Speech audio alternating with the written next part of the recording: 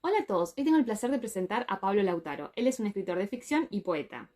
Es fundador y director de Cultura La Rueca, que es un espacio cultural y también literario. Dentro de sus libros vas a encontrar 11 ejemplares de diferentes géneros como poesía, narrativa, microrelatos y también prosa poética. Es promovedor y editor de una antología internacional que ya lleva 5 volúmenes y también ha creado concursos literarios internacionales. También lo puedes encontrar en sus canales tanto de YouTube como en Facebook, que se llama Palabras de Otoño, Espejos en Primera Persona y Confluencias desde Confluencia. Demos la bienvenida a Pablo Lautaro. Hola Pablo, bienvenido a mi canal. Muchísimas gracias por querer participar. Te doy la bienvenida. Muchas gracias por venir. Hola, hola, ¿qué tal? Sí, la verdad que es un verdadero gusto siempre encontrarnos en los caminos de la cultura y de la literatura sobre todo, así que gracias. Bueno, muchísimas gracias por participar y arrancamos con las primeras preguntitas ¿dónde inició tu camino de la escritura? ¿Qué te motivó? ¿Cuándo fue el momento que dijiste voy a escribir? Bueno, en tu caso, poesía o narrativa, porque también tienes microrelatos y narración, pero ¿cuál fue ese momento que decidiste que quisiste empezar a escribir? Eh, Oficialmente yo creo que fue allá por los 19 años. Pero bueno, cuando me hicieron la pregunta que me llevó a buscar de dónde venía, yo siempre digo que es desde el vientre de mamá, ¿no? En las historias que nos contaba o que nos cantaba, digamos, mientras estaba esperando ese nacimiento, yo creo que ahí algo se prendió, ¿no? Pero como a los 19, 18, 19 años empecé con las primeras letras y después de mucho tiempo, digamos ya de manera oficial en el año 2005 cuando me acerco a un lugar donde se hacía escritura, que es la Casa del Escritor en Chipoleti, a partir de ahí fue como que arrancamos un camino que no paró. Ay, qué lindo. Em, en tu biografía vi que sos fundador y director actual de Cultura Roca. ¿Nos quisieras contar un poquito? ¿Viene desde ese camino que terminó siendo tu espacio? Claro, cuando me faltaban todavía alrededor de 10 años para jubilarme, yo empecé a pensar, digamos, que realmente lo que quería hacer era poder estar vinculado con los escritores y escritoras a lo largo de toda América, ¿no? Entonces empecé a idear cómo hacer. El Facebook permitió que fuera contactándome con alguna de esas personas y el nombre de la rueca no aparecía todavía. Entonces yo llevé adelante un proyecto que se llama Palabras en Vuelo, Antología sin Fronteras, donde invité a diversos países de América y también a España, ¿no? Y yo digo, es por acá que tengo que ir. Y bueno, y cuando vino la pandemia, se aceleró todo y el único medio que teníamos como para comunicarnos eran las redes. Entonces, charlando con muchos amigos y amigas, fue como apareciendo muy fuerte que había que darle un nombre a eso que yo iba a hacer. Y ahí apareció, digamos, el hecho de una historia que yo tuve con ese elemento, con la rueca, ¿no? La rueca de mi abuela y después la rueca de una tía y al tiempo después caí que también, digamos, se había dado en el trabajo. Me tocó construir ruecas para un sacerdote salesiano que estaba en Chosmalal, en el norte neuquino, que atendía toda la zona norte y que él llevaba ruecas y las cambiaba a la gente del campo por chivos y ahí lograba después el dinero en el intercambio para poder pagar los costos de la rueca. Y las empezamos a hacer en la escuela y como no las podíamos hacer con los chicos, las empecé a fabricar yo. Entonces hice alrededor de 64 ruecas. Y yo digo, bueno, Te sí, ese es volviste el un nombre. especialista. Y ahí apareció, digamos, yo digo sí, porque tiene sentido. Y bueno, digo, este va a ser el vínculo para todo lo que tenga que ver con la literatura y la cultura, porque es ese primer hilo, ¿no? Esa primer lana que luego del vellón se empieza a trenzar y después se van armando las distintas tramas, ¿no? Entonces, Cultural La Rueca es eso, es una agrupación que yo creo para poder vincular o seguir vinculando el trabajo en redes y de manera presencial cuando se puede en lo que es el intercambio con escritoras y escritores en Argentina o en otros países, ¿no? Qué interesante. Bueno, en la descripción está el link, así que quien esté interesado puede ingresar ahí y sumarse y chusmear todo el trabajo que es Esa- súper lindo. Si vos le tendrías que dar un consejo a alguien por dónde empezar con un poema, ¿cuál es el primer paso que vos decís, bueno, yo empiezo por acá cuando inicio con un poemario o una narrativa? Bien, para los tiempos en los que nosotros crecimos, yo le diría, bueno, esa idea que tenés, anotala en un papel. Pero hoy le diría, bueno, grabala en el celular y andá tirando ahí, juntá ideas y después ves cómo la bajás en una notebook, en la tablet o en las mismas notas del celular, porque hoy, digamos, la juventud sobre todo está más cerca del video y de lo hablado, ¿no? Del audio. Entonces es poder ir haciendo un registro de esas ideas que vienen en un momento determinado, que eso es la primera parte, es el inicio, porque después viene todo el trabajo, ¿no? De elaboración, de corrección, que va a llevar mucho más tiempo, pero si te pica, digamos, el bichito de querer escribir, hay que poner en palabras esas ideas y bueno, y después con el tiempo y con trabajo se va armando, ¿no? El resto siempre es un porcentaje quizás muy pequeño, un 5 un 10% de inspiración y un 90% de trabajo, ¿no? Para poder lograr ese escrito, ya sea un poema, un cuento o una novela también, ¿no? Tal cual. Y dándome pie a eso, vos como escritor, ¿cómo sos? ¿Más de organizar previo a la escritura, la estructura de lo que vas a hacer? ¿O de tus microrelatos, el poemario es una línea donde van a ir todos? ¿O cómo haces ese proceso creativo? Bien, yo normalmente las ideas las voy registrando, voy trabajando casi todos los días, ahora he estado un poco más en pausa porque estoy pensando en algunos proyectos, pero voy anotando y juntando el material. Cuando el material está, digamos, tanto en poesía como en microrelato o en algún cuento corto, lo voy agrupando por carpetas. Voy armando la narrativa, de acuerdo si es microficción o es cuento, y poesía por otro lado. Cuando hay material suficiente, yo siempre tengo como un backup de material. eh, Voy viendo, digamos, qué es lo que está pidiendo salir a luz, ¿no? Y a partir de allí, leyendo de vuelta todo el material, repasándolo, empiezo a ver cuál puede ir con cuál, ¿no? Y empiezo a hacer un armado, unas pruebas, unos ensayos, voy leyéndolo y siempre termino en el mismo lugar que es que el libro elige su propio destino, ¿no? Y su propio camino para poder salir. Entonces, va encajando cada pieza en su lugar y así llego, digamos, al armado más próximo a lo que después termina siendo ese libro, ¿no? Y en tus microrelatos o en tus cuentos, ¿cómo estructurás al personaje? ¿Lo haces con fichas? ¿Va saliendo a poquito? ¿Cómo te imaginas esos personajes que después van a interactuar? O tu protagonista, depende, ¿no? Claro, en realidad los personajes están, digamos, como en la poesía, en las cosas cotidianas, y después uno lo que tiene que hacer es enlazar y ponerle, digamos, las palabras a ese personaje, porque uno se los va cruzando en lo cotidiano, en historias que van sucediendo a veces entre familiares, amigos o desconocidos, y están ahí, ¿no? Entonces, ya queda como el registro de la idea, bueno, esto me serviría para tal cosa esta forma de actuar, de decir, este no hacer, digamos, esto que parece, digamos, como que fuese una tragicomedia, va a servir para tal texto y bueno, y se va notando en ese sentido. Y después, bueno, hay todo un trabajo de ensamblado que tiene que ver, digamos, con esa decisión final de dónde va a ir cada personaje, qué es lo que va a decir, qué es lo que va a contar.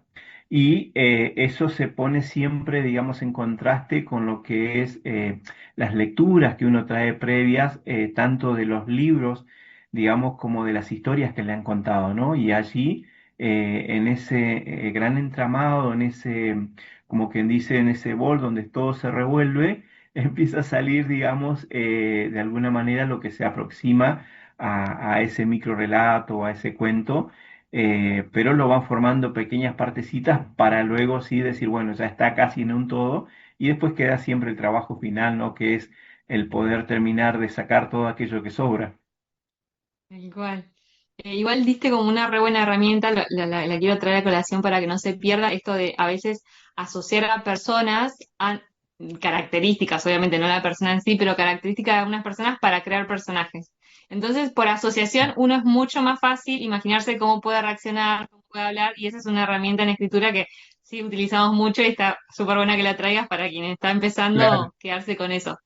¿Cuál es la parte que más te gusta y cuál la menos? Tipo, la parte creativa, la parte de la reescritura, la parte de la edición, no sé. Todos tenemos una parte que queremos más y una menos. Claro, yo siempre, digamos, no es que me guste, sino que me atrapa, es el Ujú. hecho, digamos, yo lo llamo inspiración, pero es esa idea que explota, ¿no? En ese momento que no sabes cuándo es. Esa es la parte que más me gusta porque, aunque a veces es incómodo, te coloca en un lugar donde te pone a pensar, ¿no? Y después me gusta mucho también el trabajo de relectura porque digo, uno genera los escritos, los deja y cuando los vuelve a encontrar después de un tiempo, encuentra cosas allí que dice, pero esto está más o menos bueno y esto directamente no sirve, o sea, empieza a darle vuelta. Eso me gusta. Después, digamos, el trabajo como que por ahí me gusta menos es el trabajo hacia el final, ¿no? Cuando ya tenés que entrar a recortar y parece que no hay nada más para recortar y tenés que recortar de todas maneras, ¿no? Esa es la parte que menos me gusta porque es como que algo de lo que se va no lo querés largar, ¿viste? Esa parte me da como un poquito así de, ¿cómo decir? Eh, no de temor, pero como de tristeza, ¿no? El largar aquello que sobra, pero que de todas maneras hay que sacarlo, ¿no? Sí, tal cual. ¿Y tenés muchos lectores beta? ¿Muchos lectores cuando terminás la obra que vos le das para que tengan un feedback o directamente vas con la editorial? No, en ese caso, como yo vengo, digamos, una generación o dos más atrás de lo que ha sido, digamos, este tipo de lectores, eh, han sido mis lectores, mis hijas o algún familiar, pero sin darme devoluciones porque es difícil, ¿no? O sea, soy hijo, darle una devolución a mi padre, o qué sé yo, es difícil. Y entonces no he utilizado esta modalidad que está buena de poder darlo a distintas personas que puedan, ¿no? De alguna manera hacer esa primera lectura. Entonces los libros míos, por lo general, y en su mayoría, ya, digamos, el lector termino siendo yo o algún amigo eventualmente que me puede dar una mano en el sentido, digamos, de conocer el trabajo y de poder ser crítico realmente, ¿no? Tal cual. Contame cuál es tu experiencia con las editoriales. Bueno, yo he ido de a poquito probando los primeros trabajos, el primer libro, Huellas y Retratos. eh, Cuando estaba en el centro de escritores, nos tocó allí hacer un trabajo de ver cómo se armaba un libro, ¿no? Mm. Y empezamos a dar esos primeros pasos porque lo de la editorial todavía me quedaba como muy lejos, ¿no? Uno siempre tiene esa primera vergüenza de llegar a una editorial. Y, y empezamos a armarlos en Word, después a transformarlo en PDF, hacer nosotros las correcciones, hacer el armado. Y cuando estaba listo, presentarlo no a una imprenta. En el caso mío fue la imprenta La Piedad en Bahía Blanca, que es de los colegios salesianos, igual que el San José Obrero, Ah, donde trabajé muchos años. Y los imprimimos allí. Entonces, todo lo que haya fallado a nivel de trabajo, de edición, es mío totalmente.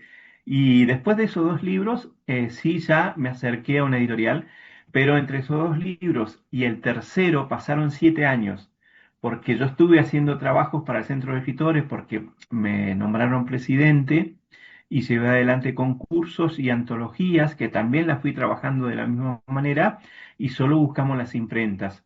Entonces, así llegué a Ediciones con doble Z, que yo había visto el trabajo que hacía Mauricio Bertuzzi y me gustó. Y bueno, lo contacté, hablé con él, le entregué el trabajo más o menos como yo lo quería, todo. Después definimos cuestiones de diseño de tapa, que era la parte que más me faltaba a mí o más me fallaba. Y él aportó también en la parte, digamos, de estética y algunas correcciones ortocaligráficas. Y esa fue como la primera experiencia de decir, bueno, voy a un lugar donde realmente hacen libros desde lo que es la edición.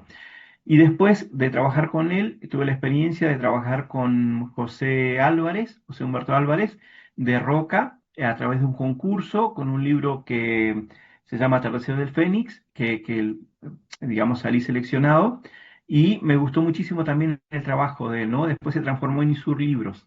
y está haciendo todo un trabajo muy lindo también a nivel de trabajos, digamos, que se pueden descargar directamente de la red, no tipo ebook. Y, y trabajé con él dos libros que quedaron muy, muy lindos, muy buenos. Y después, bueno, el hacerlo acá en la región, si bien está bueno porque uno regionaliza todo el trabajo, los valores a nivel económico se disparaban, entonces uno empieza a buscar otras editoriales y yo tenía muchas ganas de publicar con Macedonia Ediciones. Yo había participado en un concurso hacía muchos años cuando se hizo el Congreso de Microrelato acá en la Universidad del Comahue, en Neuquén.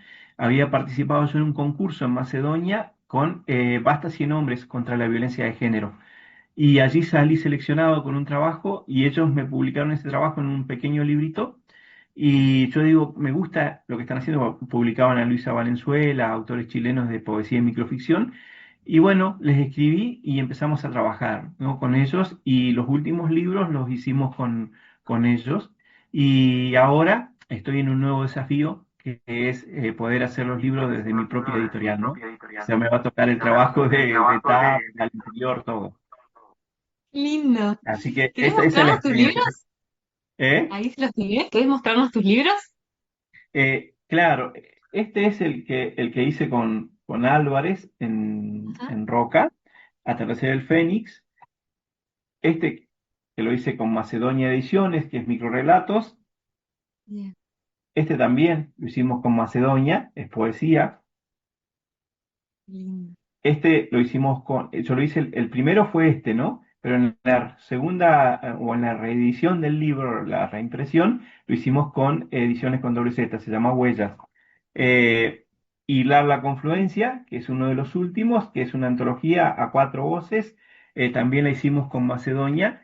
Y ya el próximo, y que está ahí trabajándose también de microficción, va a ser bajo el sello editorial de Ediciones La Rueca, ¿no? Ay, qué lindo. Bueno, muchas felicitaciones y lo vamos a querer ver. Si tendrías que darle un solo consejo a un escritor que está empezando, ¿cuál sería? Que no se quede, que trabaje, que junte material, que le meta onda, que averigüe los distintos medios y formas que hay para poder hacer posible la publicación y que tenga cuidado también, porque dentro de lo que es el negocio editorial también hay un trabajo, digamos, que termina no siendo una garantía a veces para el escritor, ¿no? Las editoriales, algunas que llaman a concurso, no es tan claro todo lo que ofrecen, entonces que la ansiedad de publicar no lo lleva a un lugar donde después tenga algún inconveniente, ¿no? Entonces a veces es preferible esperar un poco, averiguar bien, digamos, con quién va a trabajar, no firmar papeles, porque también allí el hecho, digamos, a veces se entrega el trabajo y a nivel de regalías, realmente las regalías son muy poquitas para el escritor. Entonces, aunque lleve mucho más tiempo, en el caso mío yo prefiero la autoedición. Bárbaro. ¿Vos has participado de algún concurso? Yo ¿Cuál participé en fue tu varios experiencia? concursos. En España, por ejemplo, en un momento que me dio mucha alegría, quedé seleccionado. Nunca pude traer, digamos, el libro porque era carísimo poder traerlo, salía como una tirada completa. Y después había participado en Neuquén algunas veces y no había logrado, digamos, ningún premio.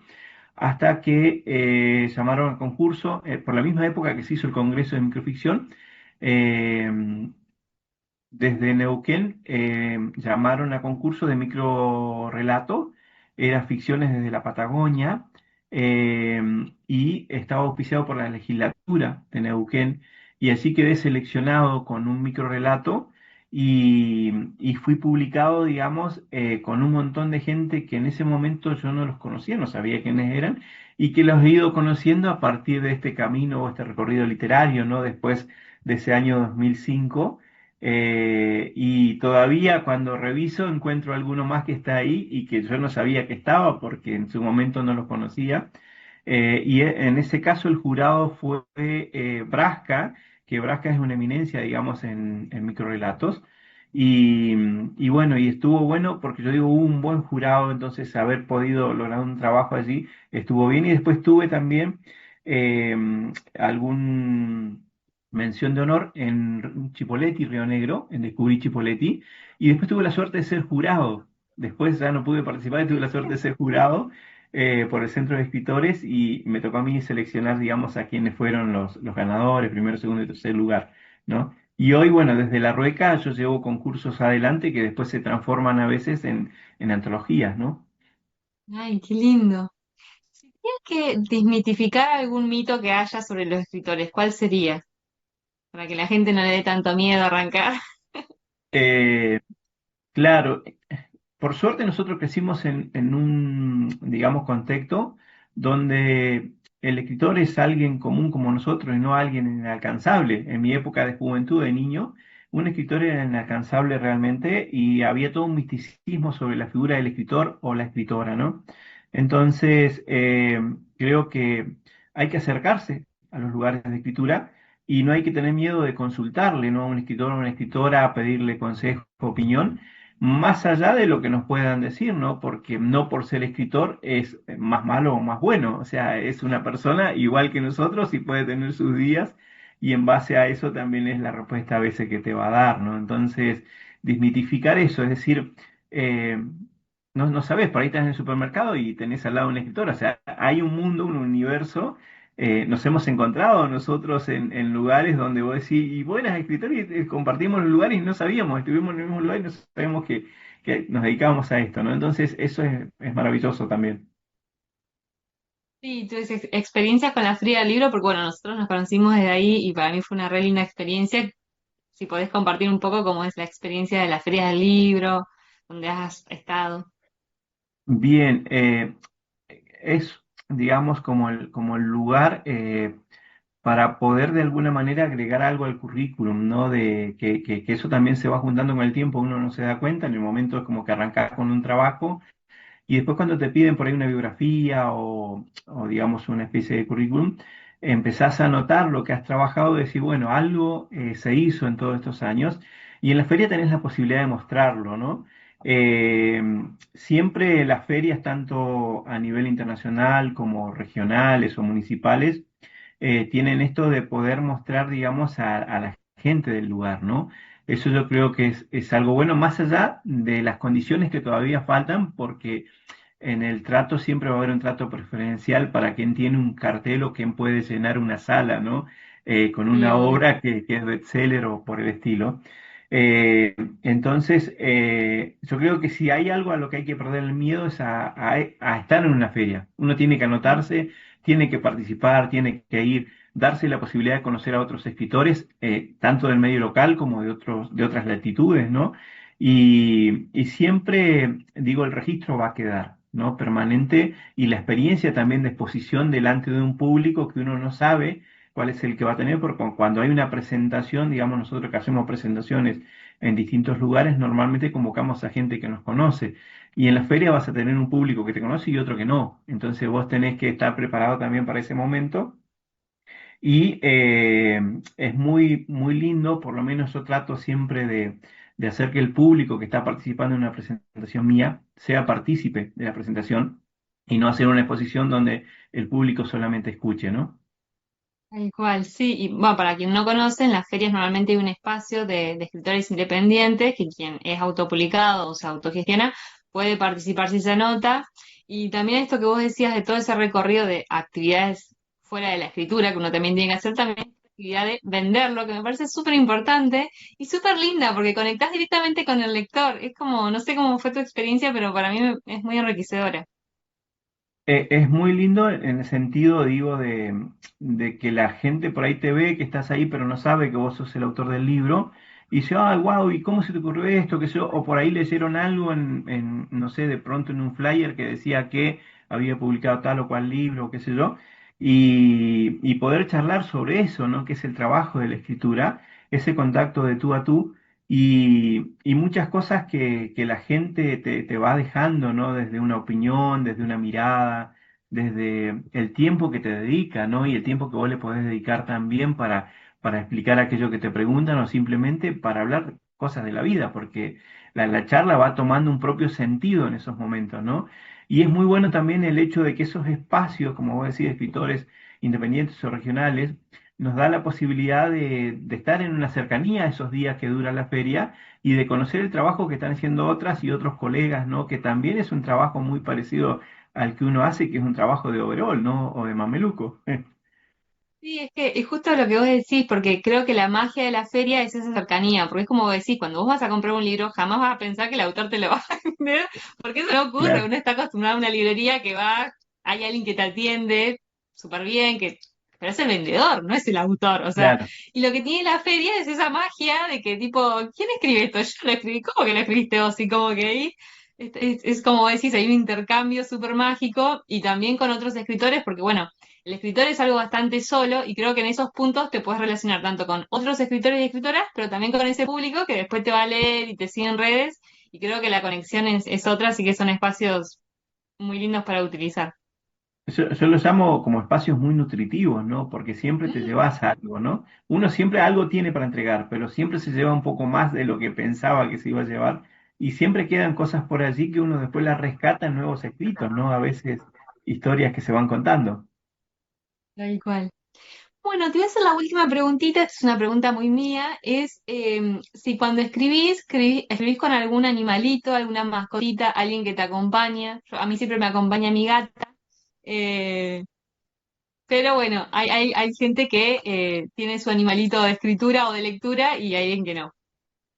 Claro, no, yo el único animalito que me acompaña soy yo mismo, o sea, es decir, conmigo alcanza, basta y Ay, sobra. No, yo no tengo mascotas en casa por el hecho de que no le puedo dedicar tiempo, está bien. entonces no tengo, digamos, y después como te contaba al principio, en los momentos de la escritura míos, yo no tengo como un plan estricto al que me rijo, a tal hora voy a escribir o voy a hacer esto. Yo sé que en el día tengo que escribir o tengo que leer. Entonces eso en algún momento que voy acomodando las actividades que tengo, que no son muchas, pero van variando, digo, esta vida de jubilado hace que uno tenga otros tiempos, voy escribiendo. Lo que trato siempre es de que sea con el ruido natural, ¿no? El vehículo que pasa por la calle, por ahí la televisión prendida o algo de música, con un libro que dejé y otros libros que están por ahí dando vuelta y escribiendo o transcribiendo y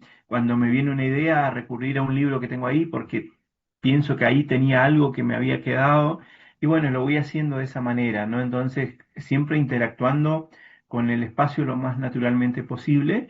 Y después, en otros momentos, digamos, cuando ando a veces en la bicicleta por el paseo costero haciendo ejercicio o cuando ando caminando, también aprovecho los momentos, digamos, de ese horario del día. Yo salgo a caminar a las 6:30, 7 de la mañana.